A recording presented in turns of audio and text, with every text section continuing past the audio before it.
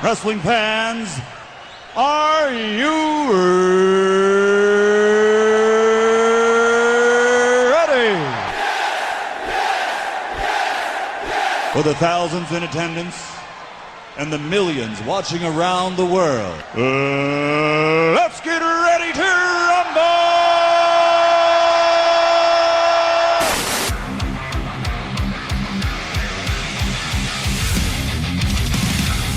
And now, please welcome at this time your hosts, Graham GSM Matthews and RJ Marceau. You're listening to the next era of wrestling radio. This is WrestleRant Radio.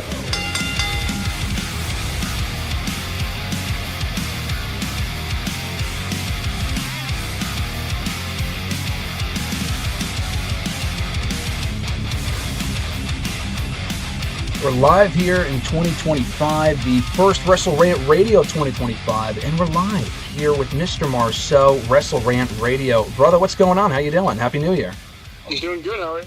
I am doing all right. We are trying something. I'm trying something here for the first time, as Dynamite went live on Max last night, as it did on TBS.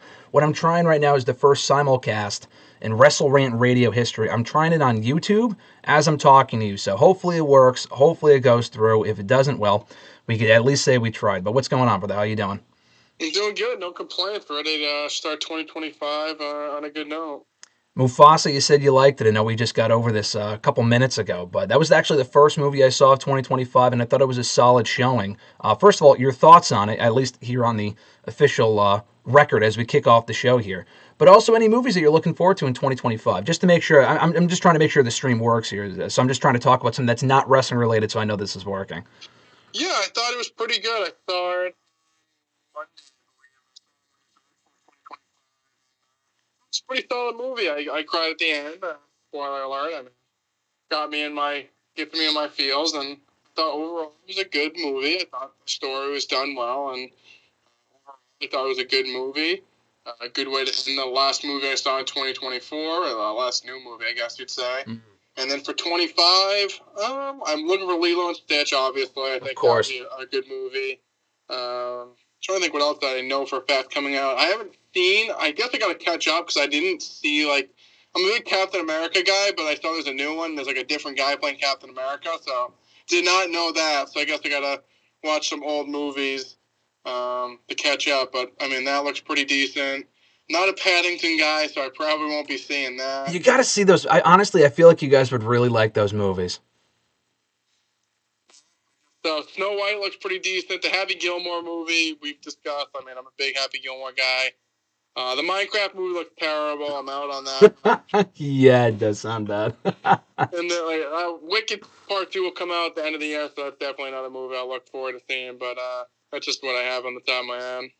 As we get going here, first of all, I guess it is working. Alexis chimed in and said it's working. Thank you. My buddy Nick also said it's working. Thank you for joining us. Ahmed asked about thoughts on Cope. We'll get to that in a moment. We actually were literally just talking about that before we hit record here. But no, I agree. I think my most anticipated movie of the year coming up in 2025 has got to be the Lilo and Stitch movie. I am worried. I said to someone the other day, Stitch looks great. I think they changed the design a little bit from what it looked like previously. I think it looks really cool. I'm more so worried about what Gantu looks like. You know the other aliens in the movie? I feel like they might look like shit, but I guess we'll see. Like the big blue one and the skinny green guy? Yeah. Yeah, Pleakley and Jumbo. I honestly what Lilo looks like. I guess it's like a little girl. Yeah, she's a little girl, yeah. They just show Stitch, so I'm interested to see how that's played off. Yeah, no, that should be good. I would recommend watching the other Captain America movies first. Like you said, it's someone different. There's a whole Disney Plus show that goes into it, that goes into explaining why he's Anthony Mackie now, who used to be the Falcon, obviously. But that should be a good movie, too. That comes out Valentine's Day, so no better way to spend your Valentine's Day than going to see Captain America, Brave New World. So the Paddington movies I feel like you guys would like, though.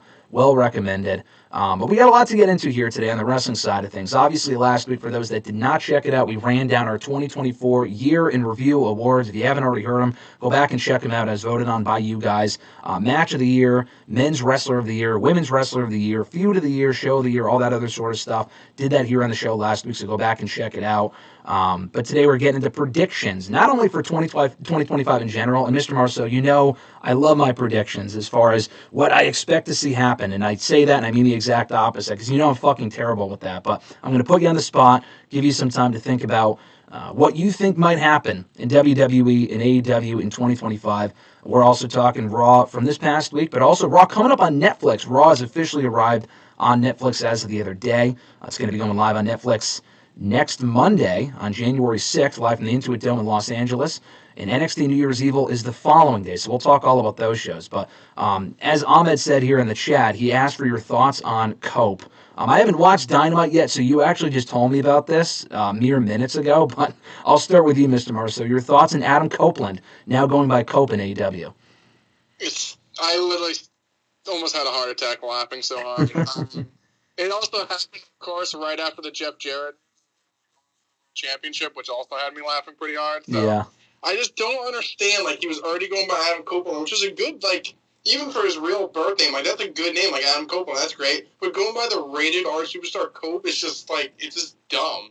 And I thought it was a joke at first, but then they had the graphic, and now it's on the website, so I'm like, I guess they're going full tilt on this, but I don't think you could pick a worse name. It's just stupid. I know he had said previously, I guess he had said to Renee Paquette about a year ago, I don't know what his explanation was. He did say it in the video as far as why he would want to go by Cope. Listen, I get it. He can't secure the rights to Edge.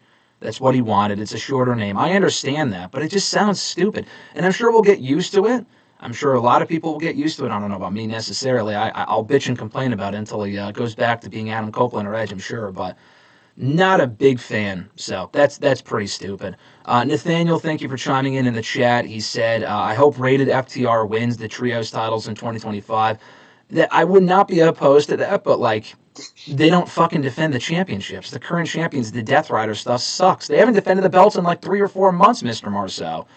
Is that something? Trios champion, because I had no idea. I was going to say, I mean, I watch the show every week, and I couldn't tell you the last time they defended it. Maybe October, November, or September. It's been a while, but I guess that's something that we could see, right? FTR, Rated FTR as the tag team champions, the trios champions, rather, perhaps? I mean, I guess that's a possibility. I don't really know any other trios you'd really push. Yeah. I know I'm calling like the Undisputed Kingdom's a thing now, but besides that, I don't know who else would even go for those belts. But yeah, but when you said trios, it's like I don't even know who has the belt until I just pulled up the website. It looks like Claudio, Pac, and Yuta, but I did not know that. Yeah. So World's End was last weekend. I won't really talk about it here. There's not too much to discuss. I thought it was another very good show from them. The main event was kind of dull. I thought it was solid for what it was. Obviously, Jon Moxley's still the AEW World Champion. What did you just mention? Not the name, but I forgot what it was about. No Shane McMahon, obviously.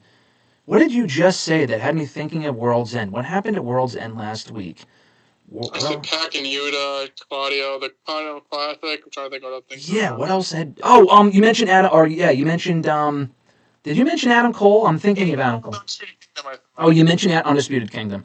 How dumb is this? Did you see the match between Cole and MJF or no? I didn't see any of the show. I just saw highlights. Okay, so they had a match. Obviously, MJF won. He retained the Diamond ring for anyone that gives a shit. And then afterward, Adam Cole reunites with the rest of Undisputed Kingdom. Sans Wardlow, he wasn't there, obviously. I think he's still hurt, or he's probably on his way out. So he was out there with Roderick Strong, Kyle O'Reilly, in Orlando, no less, which is where they obviously got their start in NXT. Well, I mean, they were in Ring of Honor before that, but, they were made popular by Undisputed Kingdom and NXT in Orlando. And they reunited with Taven and Bennett as well as this 5-man group, and they all took turns laying out MJF. And it wasn't an overwhelmingly negative reaction, but they did get booed. I feel like Adam Cole's one of those guys, and I just wrote about this the other day for Bleacher, but I just feel like he's one of those guys that going into the new year, he's got to be someone that bounces back. I mean, he's had such a drop-off from where he was even a few years ago in AEW. We'll get into 2025 predictions a little bit later on. I know I'm bouncing all over the place here, but who else? I mean, Adam Cole's one of them, is someone that we were both very high on in NXT, early on in AEW, during his Ring of Honor days. I mean, he's definitely someone that needs to bounce back and have a better 2025 than he did 2024. So him, any other names that come to mind from you from any company? They have like a bounce back? Yeah, to have a bounce back after a disappointing 2024. That's a great question. I mean, like you said, Cole, I don't know. I feel like he just hasn't really got his footing. The whole devil thing didn't work, and he got hurt with them again. Couldn't really have a worse year than he had. So, I mean, he should be having a bounce back. I'm trying to think of other people.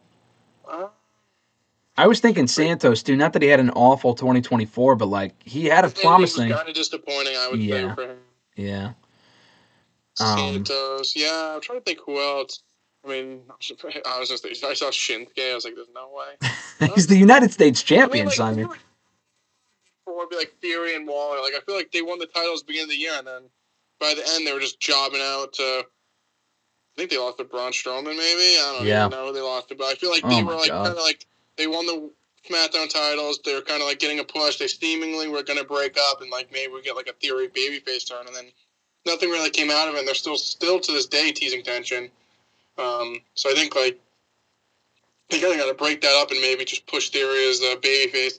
Even I'm looking at the roster here, like Gable, like they gave him this new stable. All he did realistically was lose all year. He did win on Raw against Otis, but I mean they lost to the Wyatt Six at every turn, and maybe they're going to start pushing them. But I feel like you're going to push Gable. He needs to like get his footing back. But no one else here I'm looking at I could think on the top of my head, but that's definitely a few people we named there. Gable's a good one. I would like to see him transition to SmackDown. Not that he's ever going to be a world champion or anything like that, but he is someone I feel like they could rehab. I honestly feel like, and I talked about this on hashtag on Wednesday, I feel like Theory's goose is cooked. I mean, honestly, like I know he won the tag titles and the Waller tag team, I don't mind, but they've been teasing tension for the last, what feels like 30 years.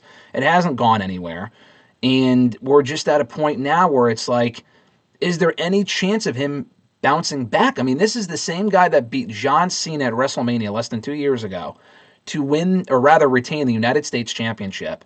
And I was asked on hashtag on Wednesday about, like, matches that Cena should have lost and, like, that he won that he should have lost against people. You know, like, obviously we always go back to Bray Wyatt. That was a match that he lost to Theory at WrestleMania. But you were at this show. I can't name you a bigger example of a promo that buried a superstar more than the Cena promo to Theory 2 years ago. I know we're almost 2 years removed from it, but I can't think of more of an example, another example quite like that one, where someone was worse off after a promo than Austin Theory, because the guy still has not recovered. No, he hasn't. I mean, the way that Cena basically put it was like, even if you beat me, it's still nothing. Like, he did beat him, and like, even like his perception after the fact, like, I don't know, like, he is still young. He's 27 years old. I still think he has plenty of time. But like you said, they've been teasing this on again, off again relationship between him and Waller. It seems like seemingly he'll be the one going babyface because Waller keeps like screwing him over. But like you said, it's been on and on and on and on and on and on and on again for the last 6 months. So I mean, they're gonna break up eventually. I mean, I don't think this would be like a WrestleMania one-on-one match. So I hope they're not saving for that. But I mean, they gotta break him off because together they're kind of just dead in the water, and I think Theory could be like a breakout babyface if done right. Is it a case of like, I mean, you might be more confident than I am, but do you feel like it could be a case of him having to leave the company first and then come back? Maybe, I don't know about like a TNA run. Like Nick Nemeth is in TNA right now, TNA World Champion. He's doing well. Obviously, he's more established than Theory is, and Theory's a lot younger too. Where I feel like he could leave a la Cody Rhodes or Drew and then come back a bigger star. Do you think that could be in the cards, or like an AEW or something like that? It's possible. I still think he's young enough that, like you said, I think if he turned a babyface, put him over Waller, and then kind of put a good push to him, I think he could develop as a good babyface. Okay, I think a babyface turn might be last ditch effort, because other than that, I'm not really sure what you do. He's already been in NXT twice or 3 times or whatever it's been, so turning a babyface might be the last resort, as they say. Nick had asked thoughts on Jade Cargill. Jade Cargill. He wrote Jade, so I'm thinking Cora Jade Cargill. He's talking about Jade Cargill's recent posting on socials.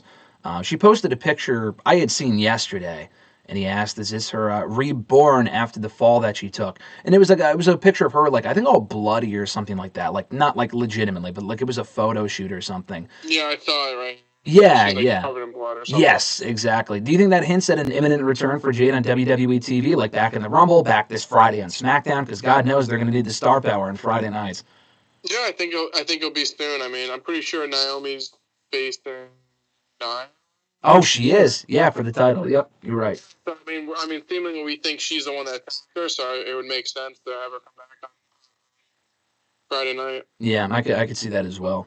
Ahmed asked, he said, "Why is Roddy going after AEW's world title? Shouldn't it be Adam Cole since he beat MJF?" Adam Cole obviously did not, beat MJF. He said that in his next comment. He forgot about that. You would think Adam Cole won that match because he stood tall afterward, but he didn't. He lost, and he stood tall. It was stupid. I don't know why Roddy's going after the AEW world title. He's not going to fucking win it. You told me Jeff Jarrett's going after the title.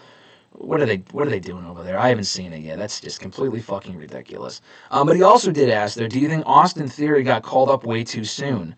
I would say so. I mean, I feel like in 2020, because he got signed in late 2019, okay?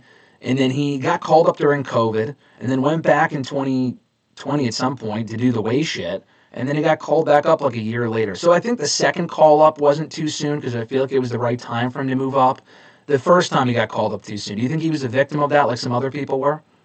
Yeah, his first call up definitely was. I mean, I'm looking at it right here. He was called up literally a week before WrestleMania. It was during COVID, and I think it was just one of those things. Maybe they just needed bodies. I think Garza. I'm trying to think who he was teaming with. Maybe Andrade. Garza was teaming with someone, and they got hurt, and they just called up Theory, and then he was teaming with him for a little bit. So, I mean, definitely too early. I mean, he was barely. There was 2020. He just got signed in 2019, so he was barely in NXT, if that. And then they just called him right up, just because obviously I think with the whole COVID stuff that he kind of just needed someone. I'm assuming he was living in Orlando at the time, so makes sense. But he definitely was called way too early the first time. But I think the second time went down to NXT, kind of developed himself a little bit. I think the second time was fine. Yeah, I think it was just one of those cases where Vince saw him and was like, "Yeah, we need him on the main roster right now, pal." And obviously, that didn't go too well. So then he went right back down to NXT. So yeah, no, you're probably right on that. Called up during 2020. I'm trying to think who he was. Do you remember? You talking about Duke Hudson? Yeah. The original. He got called up in 2020, and then he's still in NXT. So hey, at least he's still there. What's his name? He got cut. Shane. God, the guy from TM61, he was his partner. Shane Thorne, yeah, he got cut obviously soon after. But no, Duke Hudson's still in NXT. He's still plugging along, and I like Duke Hudson. But no, yeah, they were the original Hurt Business because they were managed by MVP. Do you remember that? I do not. Yeah, MVP was with him. That was before MVP. He had linked up with Bobby maybe a month or two later, a couple months later. So yeah, that was the original Hurt Business. Hi, Noel. Thank you for joining us in the chat. I'll look back at the chat a little bit later. I'm going to pull up some notes from Raw to get Mr. Marceau's thoughts on these, and then I'll get back to, if there's any questions or comments, I'll get back to it later. But Raw on Monday I thought was a good, solid final show. End of an era for USA Network's Raw show, obviously, after 30 years, aside from that 5-year period where they were on Spike or whatever it was from 2000 to 2005. They've been on Raw, or rather USA, for the last 30 years. Does this feel like the truly end of an era, Mr. Marceau, for you before they hit a Netflix next week? And I mean, obviously, when you started watching WWE, it was on Spike TV, Raw was, for a couple years before they went back to USA. But your thoughts on Raw leaving USA as of this past week? Yeah, I think, just with all the promotion they're doing, it feels like it's a big seismic change. Yeah. Going strictly streaming, it just seems like it's a big deal. I feel like they've been promoting it so much that I feel like it has to kind of be a big deal. They're moving their biggest platform to a streaming service specifically, exclusively. So I think this is definitely a new era. It sounds like they're going to kind of stack the show. They'll have pretty much the dominant names, which kind of sucks for SmackDown, but I guess that's what happens when NBC Universal didn't pay as much money as Netflix did. So, but I think this Monday's Raw is probably one of the most anticipated shows I'm expecting. Totally. It's definitely up there with among their most anticipated shows they've ever done. Such a stacked show, and we'll get to it a little bit later on as far as what's on tap and stuff like that. But no, I think they ended the era on Monday night nicely. That video package they did was cool too. They do a lot of video packages. They've done it like for all their big milestone staple shows, like Raw 25 they did one, Raw 1000 I'm sure they did one, Raw 30 a couple years ago they did one. So I thought the one they put out on Monday was nice. They did one when SmackDown left Fox as well, honoring SmackDown's 5 years on Fox, but it wasn't exactly an exhilarating video package because it highlighted moments from those first few years of SmackDown on Fox that were fucking terrible. It was a lot of just more recent stuff. So this one covered more ground. And I don't think it was funny, too, because like I said, they were not on USA from 2000 to 2005 before they did that Raw Homecoming show, which was a great show.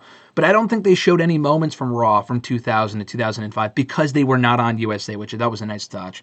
But I didn't see. Yeah. I remember when I first started watching it. TNN at first. TNN, I'm sorry, that's what it was, yeah. Rebranded as Spike, but yeah. Yes. Those are the early days, but yeah, like you said, with all the USA stuff, well, I'm glad they didn't include that because it wasn't really on that network. Yeah, no, exactly. That would make sense. And I was keeping an eye out for it, too. They did feature a lot of AEW people, which I think once upon a time, or active AEW talent. I'm not talking about like the fucking elite or anything, but like Edge was in there a couple times. Daniel Bryan, they showed the Yes Movement. Big Show was in there a few times. I forgot. There was another name that stood out to me from AEW that's there now. I don't remember. But it was a couple AEW people. I'm like, oh, that's cool. Usually that sort of stuff they skip over and they don't really acknowledge. If you're not in the company currently, you're fucking dead to them. So they probably showed Jericho. Jericho. Yes, you're right. It was Jericho's debut because it's one of the biggest moments in Raw history. So you have to include it. And I thought that was nice that they did. So on the show on Monday, we saw the semifinals of the Women's Intercontinental Championship Tournament. And I had not yet watched it by the point that you texted me, but you said, have you watched Raw? I said, not yet. And you're like, check out the women's matches. They're really good. I fell out of my seat or whatever you said. And you were indeed right. The matches were the best part of the show, aside from the final segment that we'll get to. But Dakota Kai advancing over Zoe Stark in the semifinals of the tournament, and Lyra Valkyria beating Io Sky in an upset. Even with your text, because the thing is, you're a fan of Io too, so like, just because you texted me excitedly did not spoil. You didn't tell me who won, but it wouldn't tell me like, oh, that automatically means Lyra won, because you would have been happy if Io won too. But I was expecting Io to win, and she did not. I thought both matches were really good, specifically Io and Lyra's headed to the finals. So a lot to discuss here. But your thoughts on both matches being the highlight of Monday's show, Mr. Marceau? Yeah, I thought both these matches were done very well. Obviously, the Dakota and Zoe Stark match wasn't as good. It did end on a little botch, but I was glad Dakota won. I thought it was the right person won there. And I thought Lyra and Io had a great match. When she hit the back bend for the pin, I went fucking crazy. I think she did the same thing to Becky when she beat Becky the first time in NXT. Did she beat Becky when she had the belt. I mean, pretty sure it was the exact same kind of pinfall maneuver. And right when she put it in, I was like, oh, she might win. And then rolled up Io. I thought once Kyrie was attacked and out, I figured Io replacing her, she'd win the whole thing. So I think on a good note, like people thought it was predictable that Io would win, but with Lyra winning here, we're not going to get a former champion being, or I guess main roster champion being the first Intercontinental champion. So I think Lyra Dakota should be good. I'm interested and see who wins the first IC champion for the women. Yeah, I was definitely convinced that Io was winning just because she is a bigger star. And like you said, she's an established star too. And as soon as they put her in the tournament, I was convinced that she was going to win. I mean, as you were as well. So I was, and I had told you when we were recording, it kind of, to me, telegraphed it a little bit that during the show they were like, oh yeah, damage control final. And I didn't think, even with that, I mean, I'm so fucking like gullible. I fell for it. I'm like, oh yeah, we might get a damage control final. Just because why would they put Io in there if she's not going to win the whole thing? But they did. They actually did put her in there, and she did not win the whole thing. Not even made it to the finals and lost. She lost in the semifinals, as she should have, to Lyra, who's been kind of, I said floundering. I mean, she does well every time she's out there, but she really hasn't had a whole lot to do aside from feuding with the fucking Pure Fusion trash collective for the last couple of months. So I thought that was the right call. I appreciated that. And their finals will take place not next week. We had talked about it last week or the week before that we figured, oh, yeah, it's going to take place in the first Raw on Netflix because the semifinals were this week. They're actually not doing it next week. They're doing it in 2 weeks on Raw, wherever that show is. And I mean, I get it. You don't want to give everything away on your first show on Netflix. It would probably get overshadowed anyway. But your thoughts on that? Your thoughts on them not doing the match next week? Is that the right call? I guess this is breaking news. I did not know that. I'm kind of upset. I still think, like, if you wanted this to be, like, a big deal, you'd put it on the first big show, I feel like. But Yeah. I guess, like, they're not going to have all, like, I'm assuming Cena's going to be there. It sounds like they're going to have pretty much every big star name possible. So I do understand that, but I don't know. I thought it was going to be on the show, so I was kind of excited, but guess not. Hey, listen, I'm breaking your heart now so you don't watch the show expecting that match and then thinking it got cut because it wasn't there. But, I was surprised when I saw the graphic. I'm thinking, that's interesting. You would think they would want to do it, like make history on that first show on Netflix, but they are also doing Rhea and Liv that night for the Women's World Championship, a last woman standing match, no less. They added that stip about a week or two ago, so, I mean, I get why they wouldn't want to do it next week. So at least they're advertising it for 2 weeks. Early prediction, though. Who do you think wins the tournament, Dakota Kai or Lyra Valkyria? Because I love this match because I think it very well could go either way. That's a tough question because I feel like they're both like non-established, so it's like harder to say like who you think's gonna win. Yeah. Gun to head, I'd probably say Lyra. I just feel like they probably see her as a bigger future. I mean, Kai's been there for so long, and she just hasn't really done much. At least Lyra's newer, fresher, and I feel like start off with the IC Championship and move on to the big title. So I'm going to go with Lyra. I mean, I wouldn't hate if Dakota won, but I think they'd probably see a little bit more for Lyra. Yeah, I think Lyra's going to be the one to go on and win the whole thing. Dakota Kai winning, to me, it's a win-win. I know you really want Lyra to win, as do I. I mean, I'm a big Dakota Kai fan as well, so I think that would be either, like I said, either one, I feel like it's a win-win. Lyra is, to me, the path to go in, kind of strap her, give her the championship, see what they do, and hopefully it gives them the championship some credibility right off the bat. But I want to get your, again, I'm going back to 2025 predictions here a little early, but what did you expect to happen, or rather, what did you want to happen? And also, before I go any further, my audio, I think, is fucking up here. So, I mean, I obviously know that you can hear me, but for some reason, I think it's messing up on the stream, so I'll try to fix that. But for you, Mr. Marceau, what was it that you were fantasy booking for the road to WrestleMania? How do you see that going about for Lyra Valkyria and the Women's Intercontinental title? Yeah, I mean, we discussed it, or kind of texted you last week. I was saying that if that's kind of the direction they go in with Lyra, I feel like the last time we did see her, she was kind of with Becky. Obviously, they have some history with her in NXT. She beat Becky for the NXT Championship to get her first reign. They're both Irish. They kind of like have the story there. They did team up, I think, on Raw maybe once or twice before Becky left. Mm-hmm.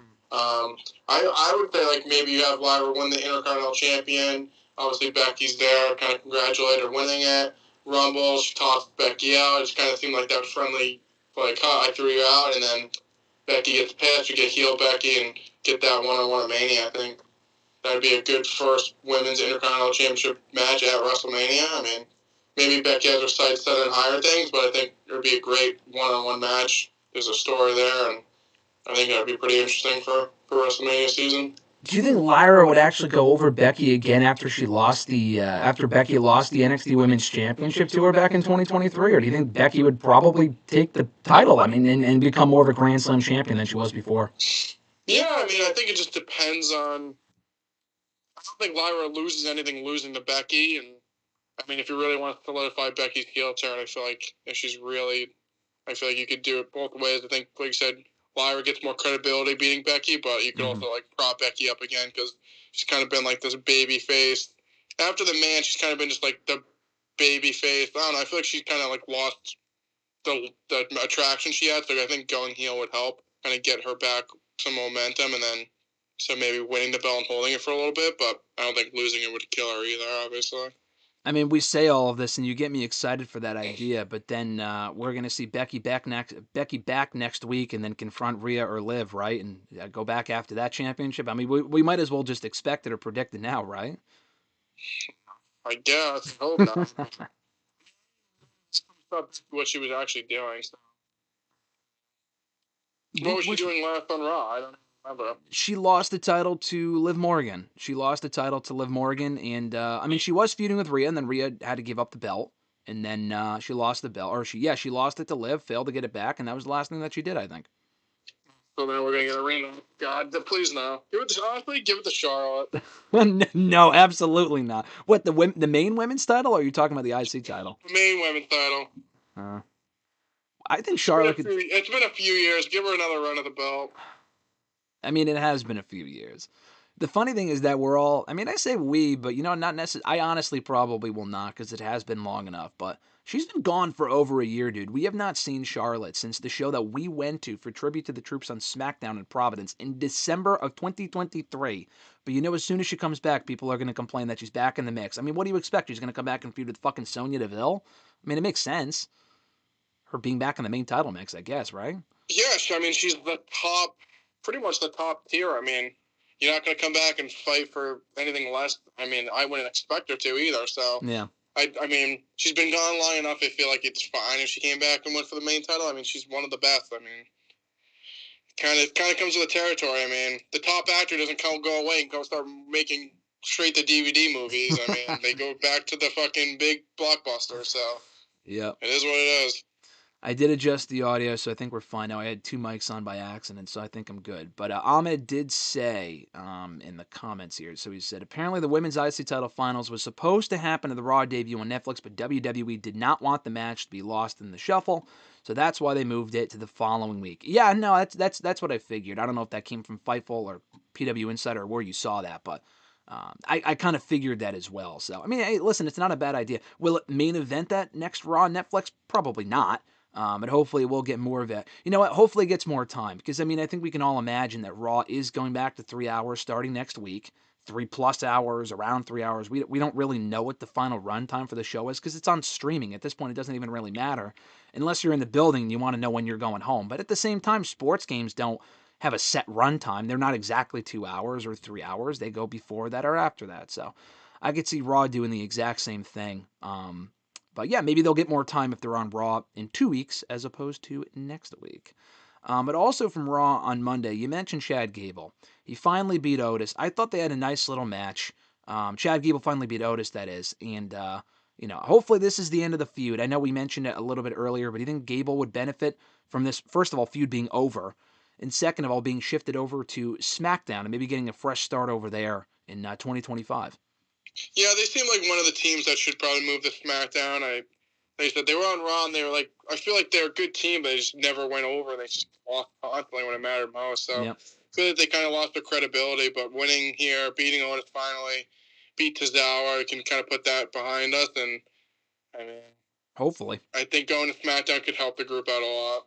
Yeah, I think so. And also, I think Gable as United States champion just writes itself, honestly. I mean, will he beat Shinsuke Nakamura? Probably not, but I mean, it's something to keep an eye out for. So, I don't know. I feel like there's at least more opportunities for them over on Fridays compared to Mondays. So, I thought they had a nice match on Monday. What are we doing here, though? So, Sheamus came back on Monday. He attacked Ludwig Kaiser. And listen, I get it, because at the pay-per-view at Survivor Series, which I kind of forgot about, I guess Kaiser attacked Sheamus with like the shillelagh or whatever it was, and he broke his ribs in storyline. I don't think Sheamus was actually hurt. But he came back on Monday, Sheamus did, attacking Kaiser. And then Sheamus, I think, cut a promo. I think it was on Raw Talk. I don't think it was on Raw itself. But he goes, oh yeah, I want the Intercontinental title. I mean, listen, I want Sheamus as the IC champion.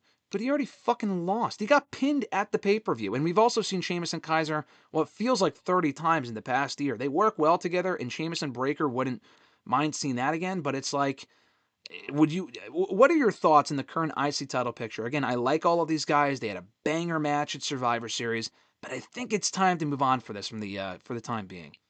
Yeah, I like all three guys. I think they've pushed them all individually great. I mean, Breaker's been good. I think Ludwig's finally getting hit spotlight, and then like there was Sheamus coming back, but I do not need to see Sheamus. I feel like all Sheamus did has recently lost the IC Championship. Like, he lost at WrestleMania 39. Yeah. The Drew Gunther. He lost here again. Like, cut the cord at this point, but like, I mean, I get like you want to win it, but I don't know. I just feel like they need to just move on, and I feel like he's one of those people that could possibly move to SmackDown. I guess maybe they could move the IC Championship to SmackDown, but I mean, I don't know. It's kind of like Cody's dream. It's Cody's finishing the story at this point with him going for the IC Championship. I just don't feel like we need to see it, and I think splitting these three guys up somewhat would be nice because I feel like Ludwig and Sheamus face each other at least 10 times. At least 10 times, yeah.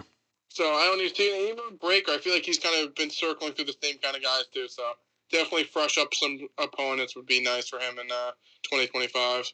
I think I already know your answer to this, but I'm going to ask anyway. I thought on Raw this week when Sheamus went after Kaiser, I thought Gunther might come out and attack Sheamus, and that might transition into a Gunther-Sheamus feud. I know we've already seen that, but I thought we might get that at the Rumble for the World Heavyweight Championship. Is that something that would interest you or no? Because we need to figure out who's Gunther's facing next. I mean, just for another person for Gunther to beat, I guess. We discussed this last week or the week before. I don't even really know what you do with him at WrestleMania at this point, and no to Goldberg, so. Yeah, no to Goldberg. I guess we'll wait and see, but, I mean, Sheamus versus him at Royal Rumble's not the worst thing ever.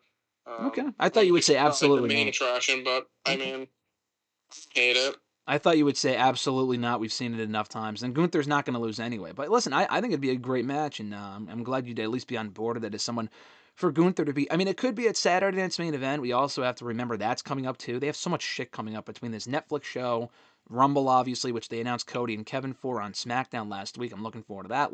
Not Last Man Standing. That's a ladder match for both belts, which is cool.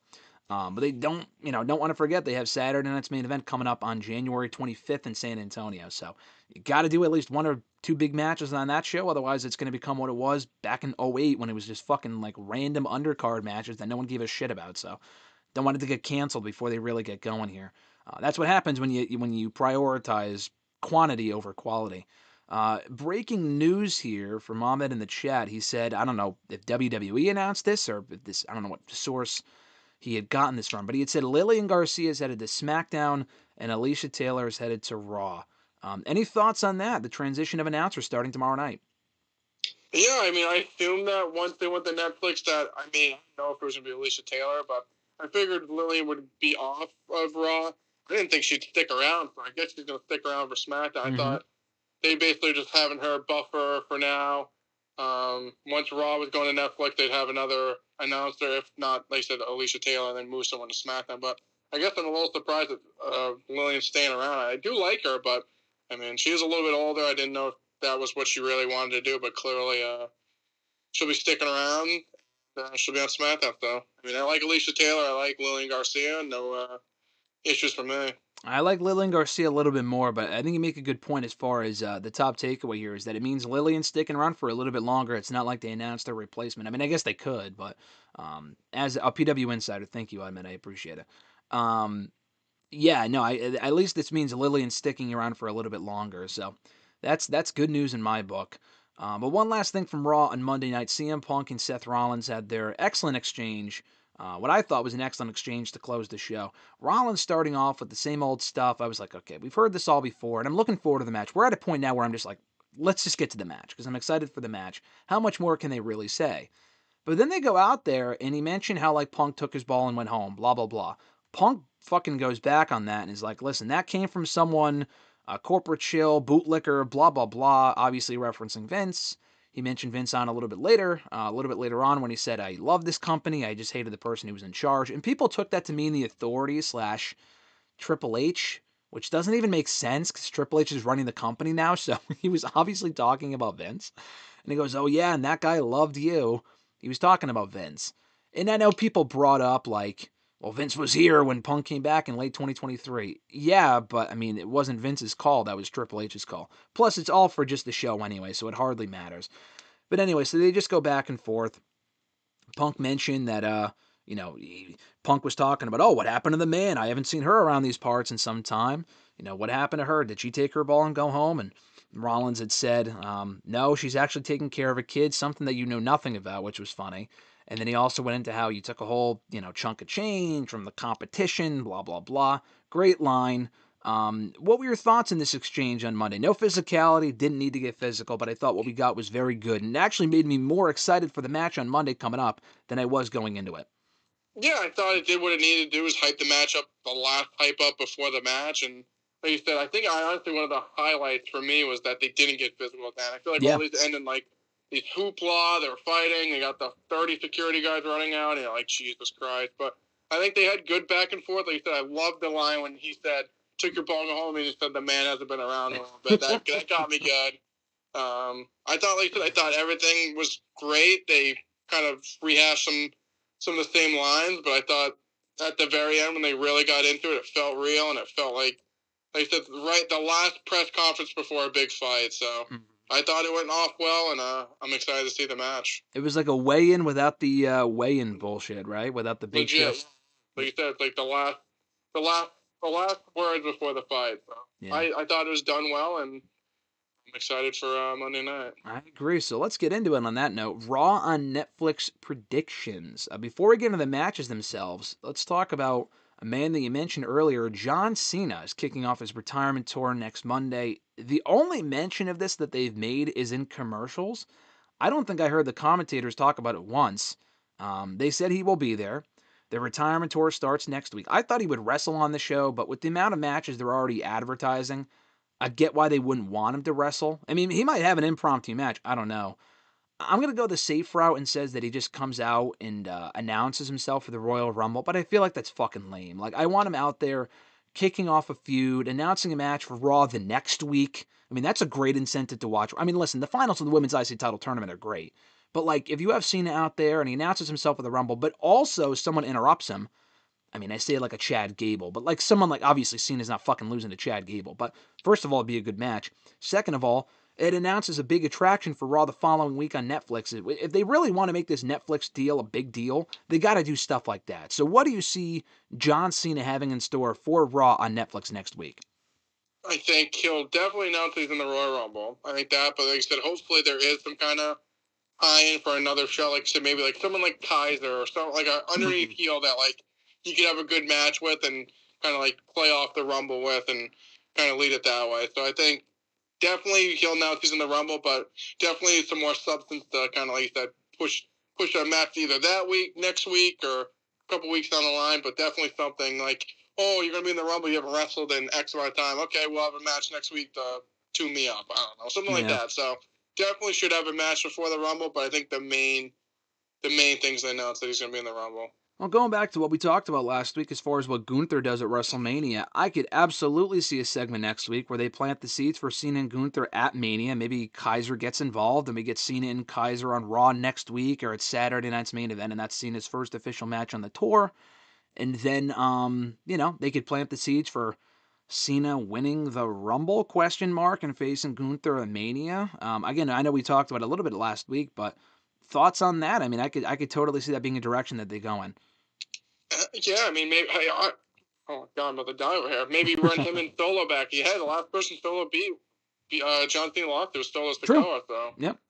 Maybe run that. Maybe get a little tease there. But like I said, I think maybe get a Gunther, John Cena tease, and then he's like, "Oh, you can't even beat my guy." And then they said you set up him and Kaiser somewhere between Rumble and now, and Cena beats him, and we move on. But I think there'd still be a pretty good match. Yeah, no. I mean, I said this on hashtag on Wednesday, but I could see a scenario where Cena does win the Rumble. We'll talk about it more a little bit later on, and obviously as it gets closer in the coming month. But, I could totally see Cena winning the Rumble, if only because it sets up him and Gunther.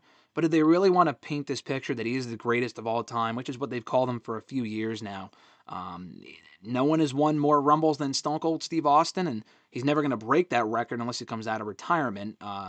John Cena, that is.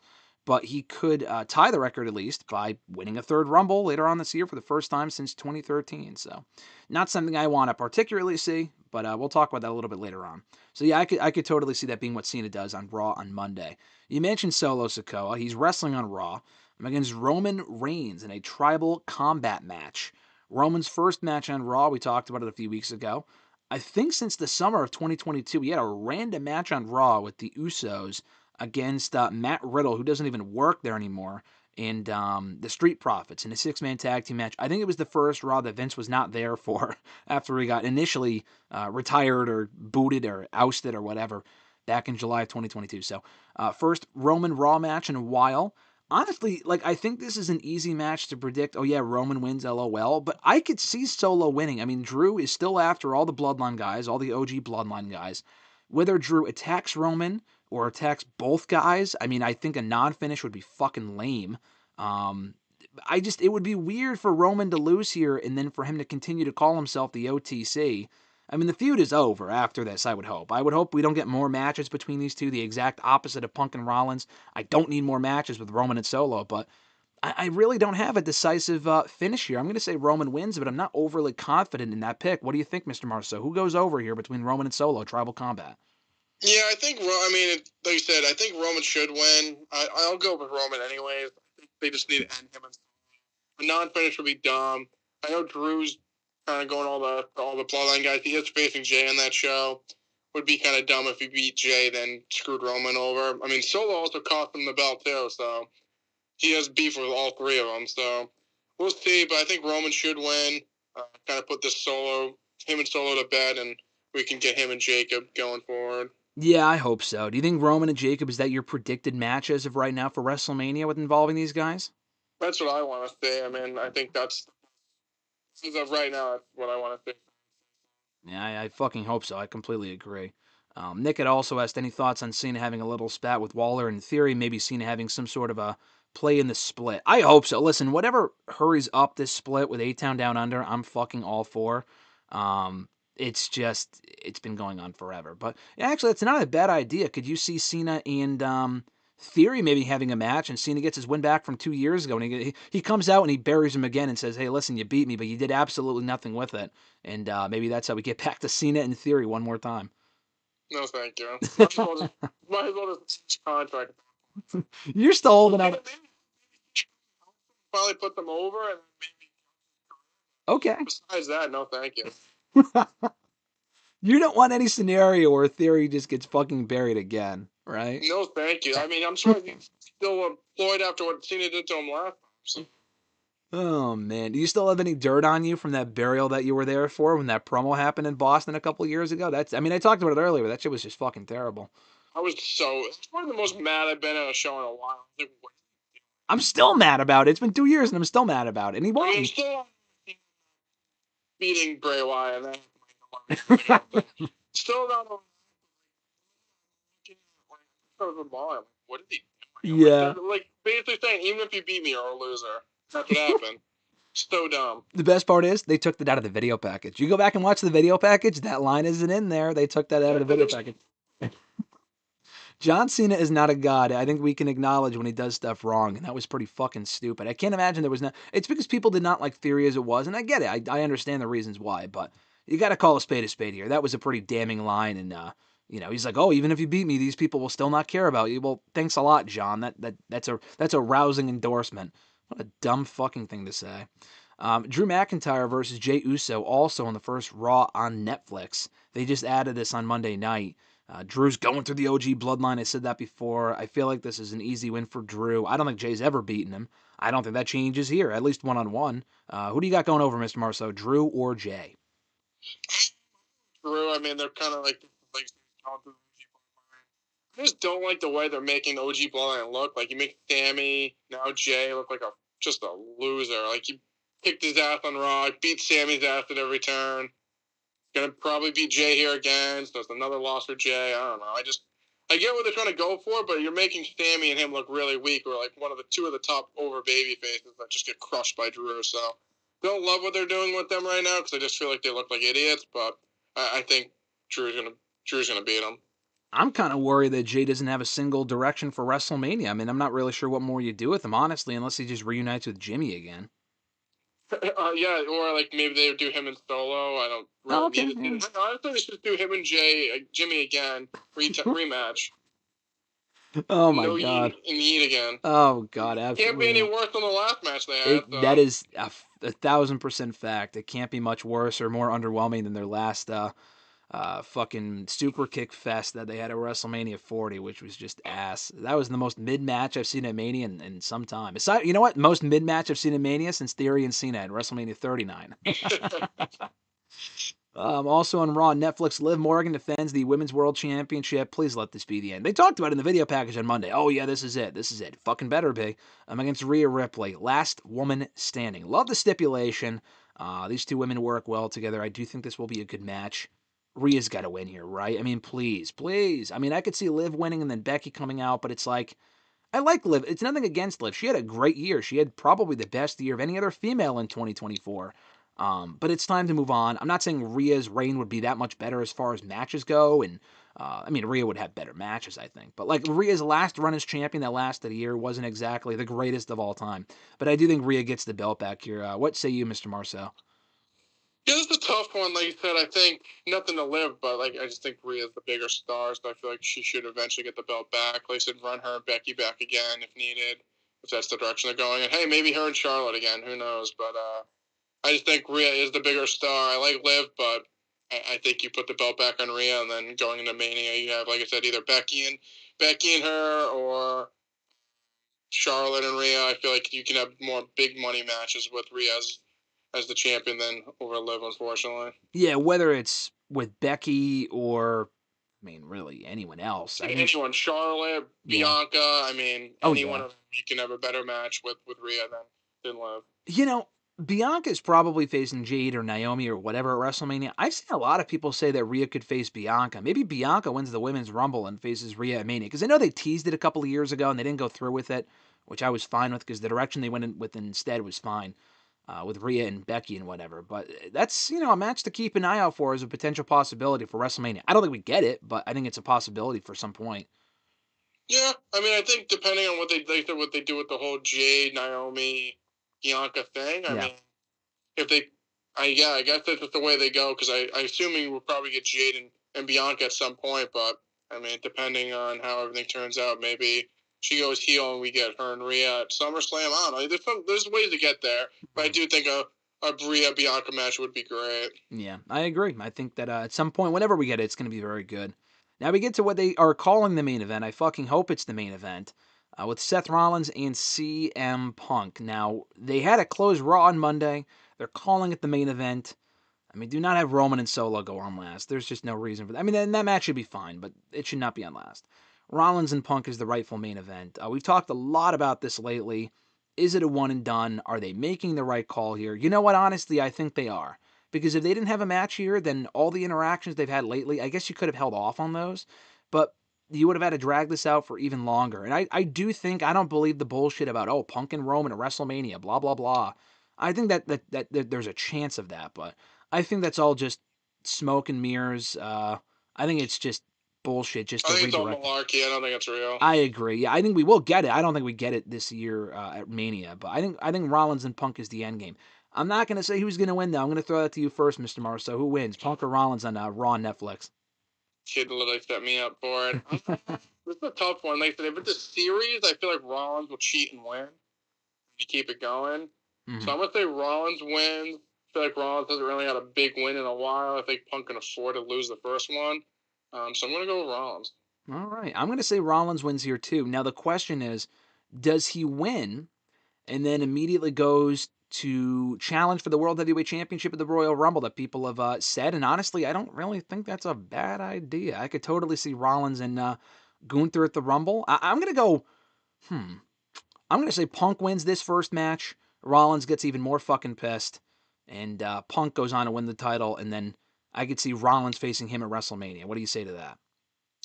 I'm still sticking with Rollins. Okay, but do you think Rollins... You almost got me. You almost turned me, but I'm sticking with Rollins. What if, so let's say Rollins wins on Monday. Do you think he might go that direction of winning the title? And then, again, I don't know about Gunther, what the fuck he does. We've talked about this, but...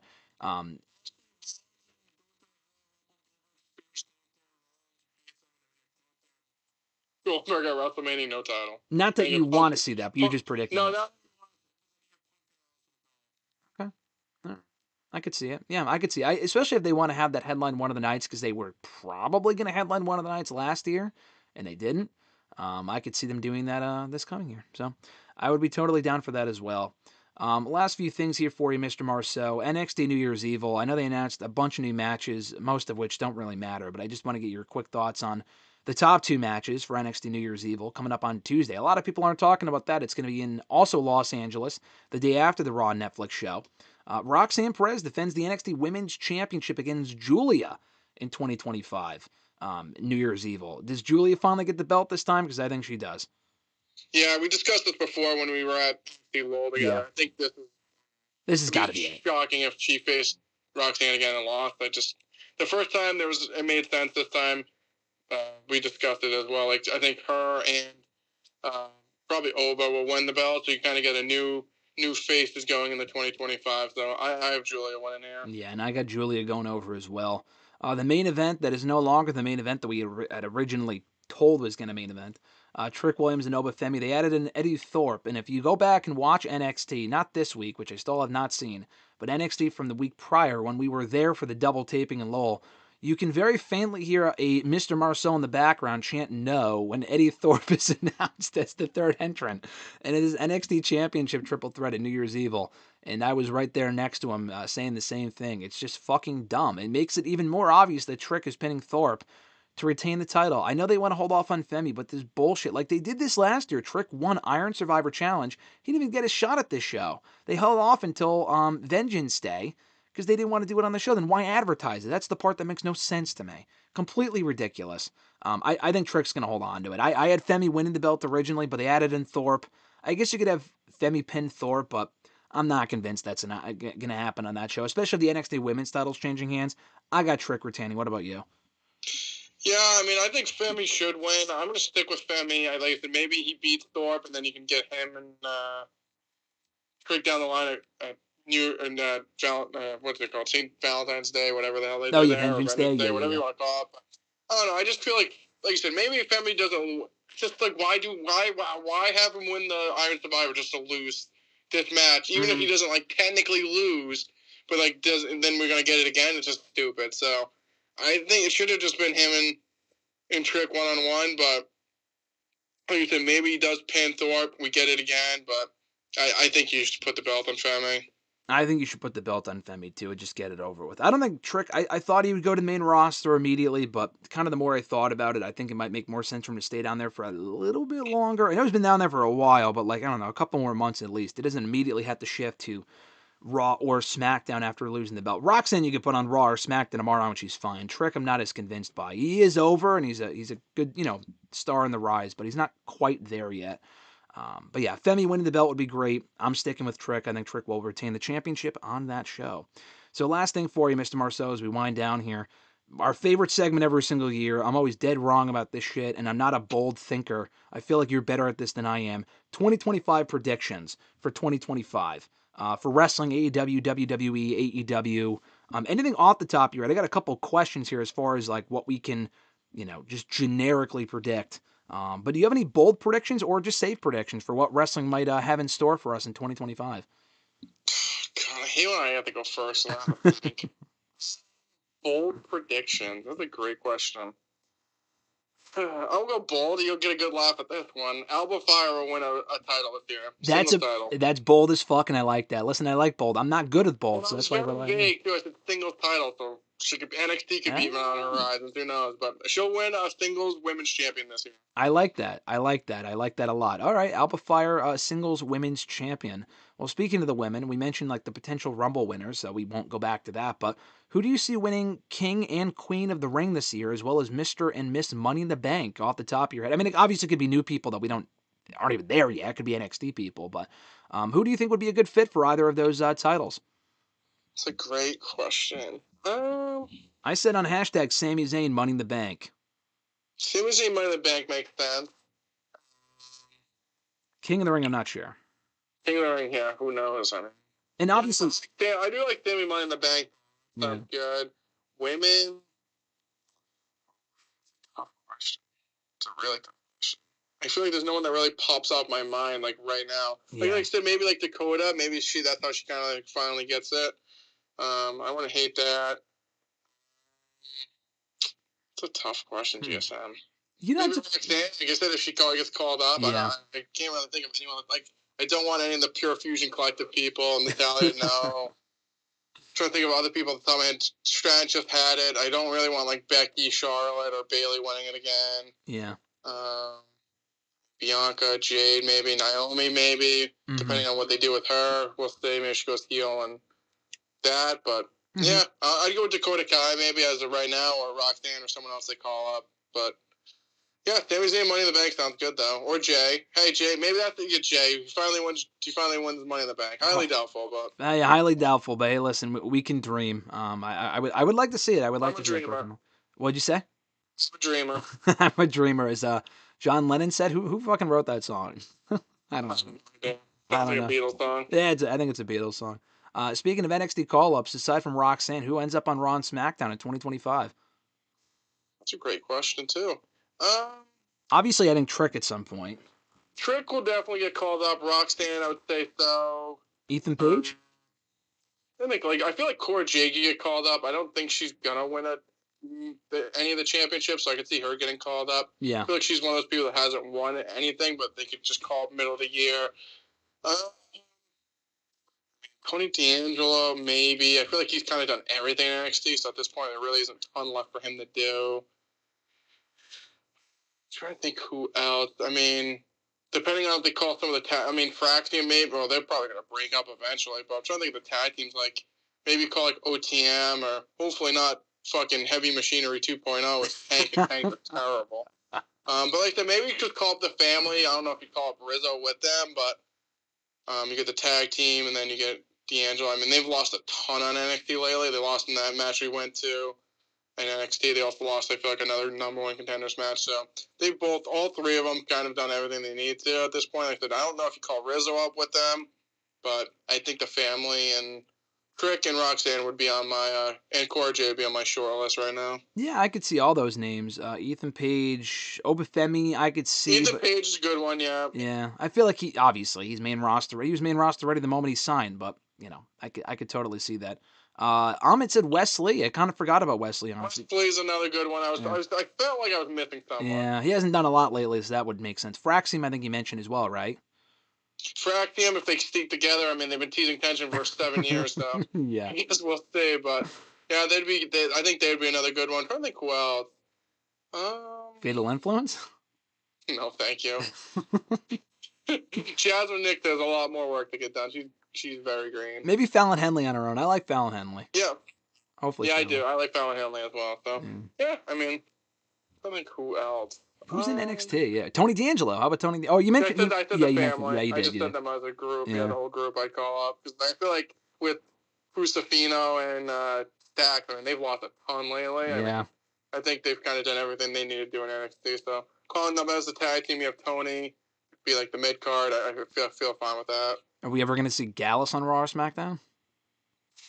That's another team I feel like you call up. I feel like they've pretty much done everything in NXT. So that's another good team, I would say. Yeah. I mean, maybe, yeah, I could see a few of these people as part of the transfer window, Rumble later on in the year. I'm just talking 2025 in general, so I think any one of those people are possible. Who ultimately beats Cody Rhodes for the WWE Championship and Jon Moxley for the AEW World Championship? Appreciate you. God, the Cody one is like the hardest question I think you've ever asked me. It's difficult, yeah.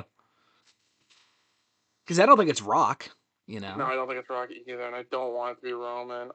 I'll do you a favor, and I'll say Randy Orton. I feel like it could be Randy Orton. Or is it John Cena? There's been a lot of talk this week. I didn't talk about this since we last spoke about Cena and Cody at WrestleMania. That could be the match too. I don't want. Yeah, but I don't want Cena winning the. Not from Cody, no. That's a great question.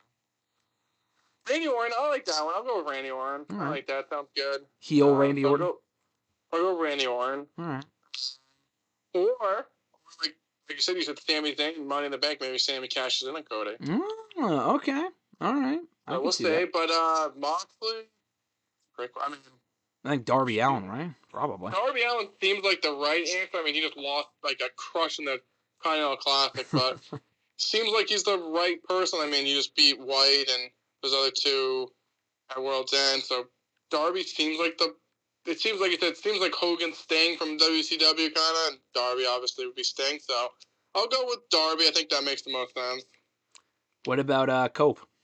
Not our friend Cope? No, thank you. No, thank you on Cope. He's won the Trios Championship. Oh, right. We said that. Ahmed said in the chat, any thoughts on Joe Tessitore being the play-by-play guy in SmackDown? I think he did a great job on Raw. No, I think Joe, we haven't really talked a whole lot about him lately just because I feel like he blends in because he's natural on Raw, but he is going to SmackDown. And I think he's going to do a great job. You've enjoyed Joe Tess, as they call him, overall in 2024 as well, right? Yeah, he's been pretty good. I mean, he was on yesterday at the Arizona State Texas College Football Bowl game. He was the leading out. He was going crazy. Oh, that's cool. Thought he was thinking about Cody winning the belt again. I don't know, but he's like I said. I think when he's very into it, I feel like his calls are better. Yeah. I feel like sometimes he can kind of be like, not golf commentary, but he's kind of just there. But when he's really into it, I feel like he's a pretty good announcer. Golf commentary is fucking Adnan Virk. Who I missed, by the way. No, Joe Tess has been good. I've enjoyed him so far. Those big calls. I didn't know he was still doing the football stuff. I thought he gave up doing the football stuff, but he's still doing both? He still does college football. Okay, that's cool. Yeah, no, I think he's done a great job on Raw. He also said Drew beats Cody by SummerSlam 2025, or at SummerSlam 2025. Actually, I'm going to change my prediction to that. I do think Drew could beat Cody, because Drew beat Cody a year ago on Raw, and they never went back to it. So, Drew is WWE champion. I'm on board for that, honestly. Yeah, that was good. I'm okay with that one. I think the last category I've got here, actually, two last questions. One, who switches companies in 2024? I could see more people leaving AEW for WWE, but what about the other way around, I guess? I guess either way, either one. That's a great question. I mean, I don't know anyone's contract, but I mean, I feel like Malachi Okay. would be good back in WWE. No to Miro. I know that. Don't want Miro back. No, thank you. What about Wardlow and Ricky Starks? I think Ricky's contract has got Ricky Starks makes sense. I mean, Phoenix, theoretic. I feel like he's definitely coming. Yeah. Once he's out of his deal. Other way around, that's great. I feel like the other way around is even harder. I mean, I feel like we don't know what's going on with Owens. So, I mean, depending on what's on with his contract, I mean, they throw him a shit ton of money. Mm-hmm. Trying to think who else. I mean, anyone that I feel like there's like, if there's some like seasoned veterans that they let go, like they usually do their cuts, I could see someone going over, but I don't know. I can't. The other way around is kind of hard because I feel like they have a ton of older WWE people they're not doing anything with. They're bringing in more. I feel like they have a pretty decent roster, so I wouldn't like keep bringing in more people. No, I agree. And also, they re-signed a lot of people last year. So, like, Gable, you could say. But he just re-signed last year, so he's not going anywhere. Unless these people get fired. But Gable, Sheamus re-signed last year. Drew re-signed. Rollins. AJ Styles, we don't know what's going on with him. Maybe AJ... you know what? I'll say AJ Styles. I'll go AJ Styles in AEW in 2025. I don't think it's going to happen, but that's my bold prediction. Yeah, possible. But, I mean... I'll go with that, too. All right. Last one. Who is John Cena's final match in 2025? I'll say Randy Orton. Yeah, I feel like Randy's the safe pick. I just feel like he should probably win his last match. I know it's, you got to put someone else on the put someone else over on the way up. Going up Randy Orton.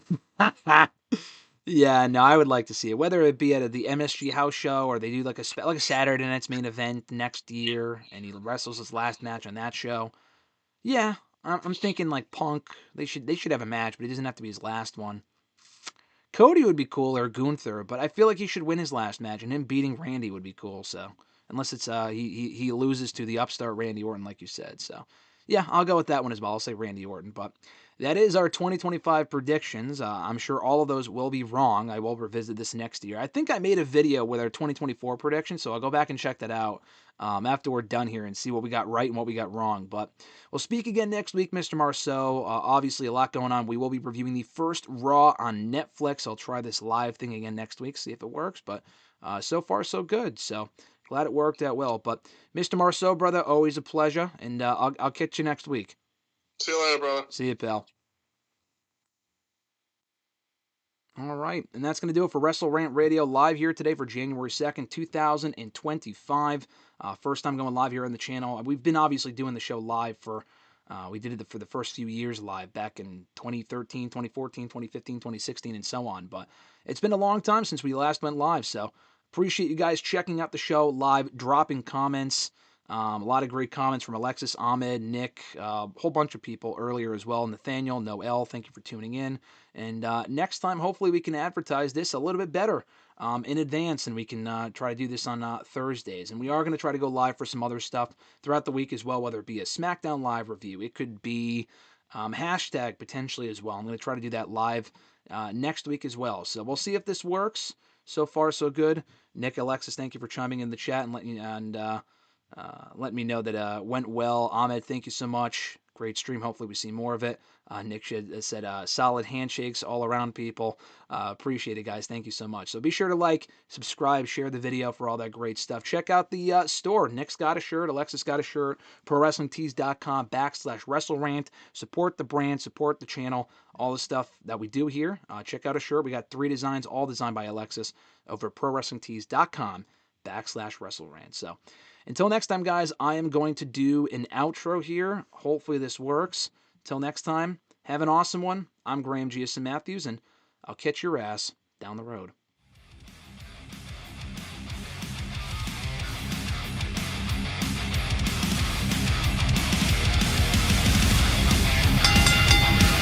Join Graham GSM Matthews and RJ Marceau every Thursday as they run down their weekly wrestling rants, offer expert analysis, host exclusive interviews, and more. Subscribe today on all your favorite podcast platforms and never miss an episode of WrestleRant Radio.